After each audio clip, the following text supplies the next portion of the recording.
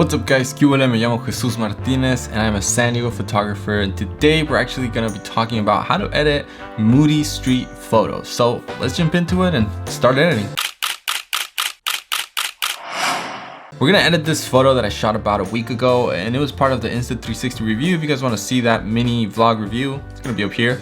Now I really like this photo. I love how there was this huge splash of like shadows and then highlights right next to it, huge splashes of light. I feel like this is a perfect photo to make a really moody edit.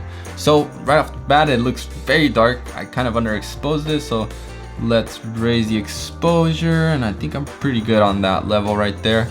Now the temperature looks pretty fine, but I want this to be a little bit more in the hot, more warmer feeling. Raise the temperature a little bit. I think we're good with that.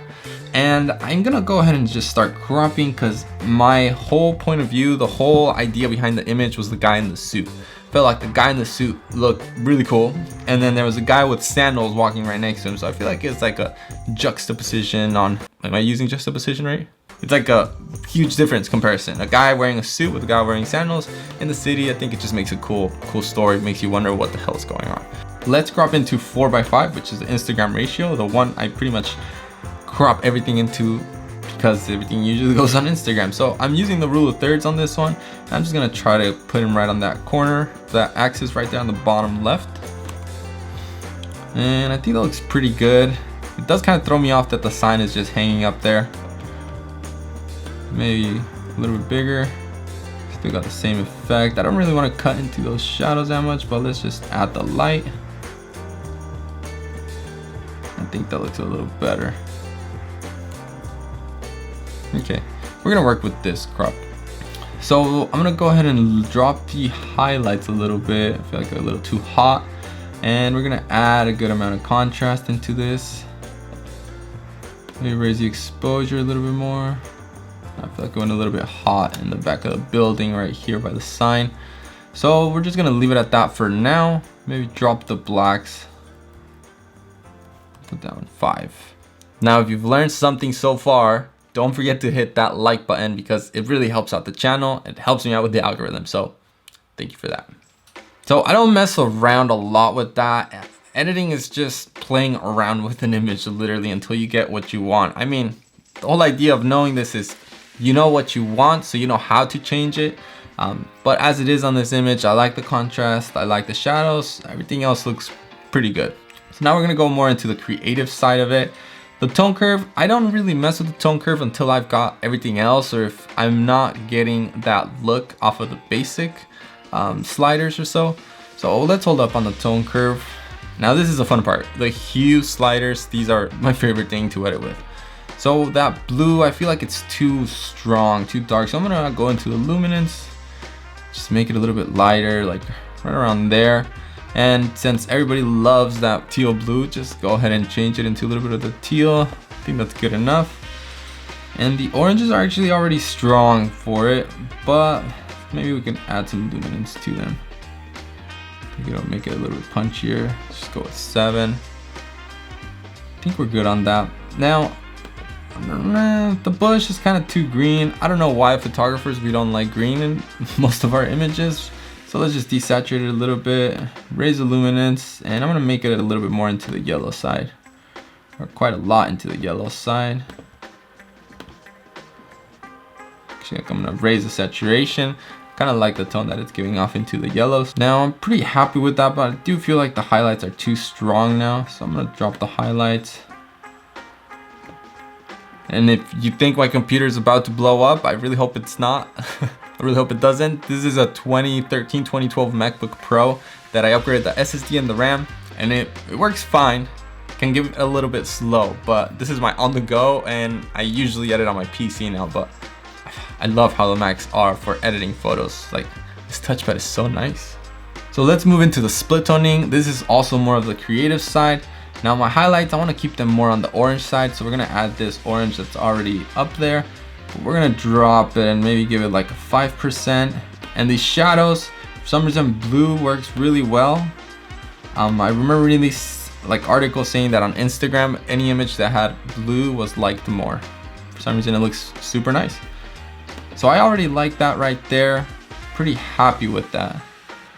Now, let's just go ahead and click the remove chromatic aberration and enable profile corrections. This will technically just fix whatever your lens might cause, the vignetting and all that stuff. That's what these will do. As you can see, I shot this on a 50mm 1.8 and it knows, Adobe already knows what that lens sucks at and it fixes it for you. You should do it. Sometimes it kind of lightens up the image too much. Sometimes you kind of want those defects on the images.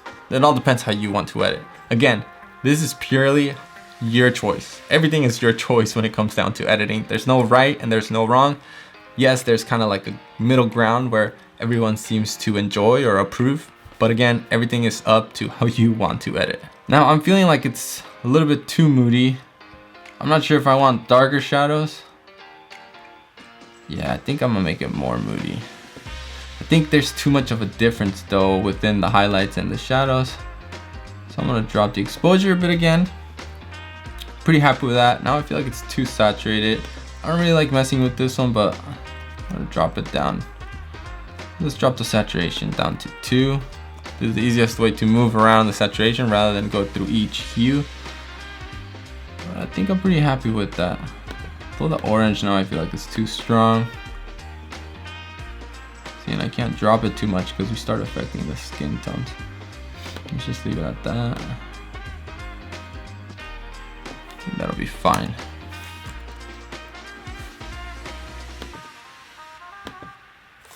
So you can already see the huge difference from where we started. Now I'm pretty happy with this edit. Maybe it's very moody. Kind of feel like it's too moody. So this is usually when I start to go into the curves. So I'm gonna raise the shadows a bit. Now I feel like there's too much blue in there. Drop this one maybe down to a 10, do it at 11. And we're gonna actually mess around with the temperature now a little bit more.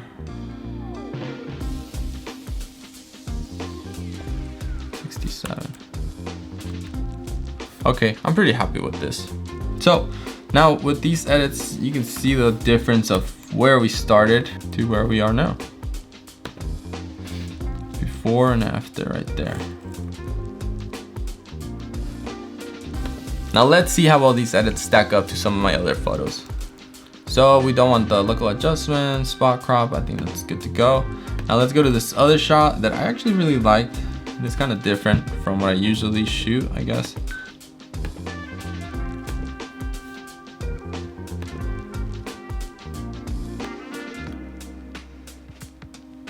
We'll raise the highlights there. I like this with a higher temperature. More hot. I think that's going over the top. Now this photo, I really like the trees, the shadows that they were casting. Let's go ahead and crop it into 4:5. Now I feel like we're missing those highlights up there, but the shadows are a big part. So let's do like kind of like a third of the shadows so we can kind of catch some of the highlights that are going on up here. Now it stacked up pretty well actually. Now when you copy the edits from one image to another, you try to not mess around and add the exposure or the temperature. I think I might have added on this one actually, treatment profile white balance. I did have the white balance. Now those edits did stack up well and work with the other photo I had. I must have shot this with similar settings because it worked well. f4.5. Yep, 50, 100, 200th of a second, 2000th of a second.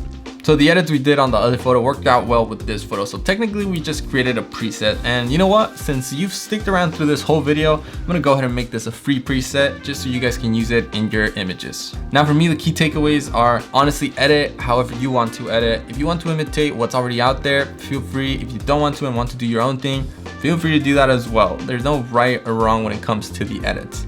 And for a moody photo, in my perspective, having strong shadows really adds to it and makes it much easier. In this case, we had strong highlights and strong shadows, and it kind of really gives us that kind of darker, moody settings, and then that clash with the highlights, which I really enjoy. So if you learned something, don't forget to like this video, subscribe to the channel if you want to. I post a video. I don't know how to end this video. Yeah, so if you like this video, don't forget to like it, subscribe to the channel for future content, and there you have it. That's how I edit my moody street photos. Just play with it, have fun, and keep shooting. All right, guys, I'll see you on the next one.